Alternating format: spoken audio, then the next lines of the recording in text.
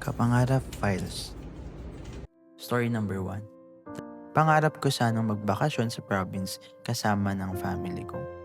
Medyo matagal na rin kasi silang hindi nakakauwi at gusto ko na ring makilala ang mga kamag-anak ng aking tatay at nanay.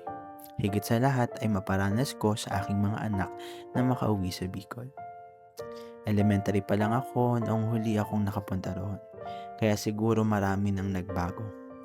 Pero iniisip ko, kaya ko ba ang gastusin once na pumunta kami?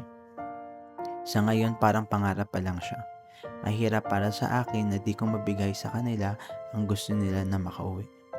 Lalo na ngayong senior na ang magulang ko at isa sila sa nag-aalaga sa mga anak ko. Bilang isang ina, kailangan ko magtrabaho para matustusan ang pangangailangan ng buong pamilya ko. Kung sakaling magkaroon ako ng budget, hindi ako magdadalawang isip na umuwi kasama ang aking mga anak. Ito ang aking pangarap sa darating na holidays, kaso di ko pa sigurado kung mangyayari ito.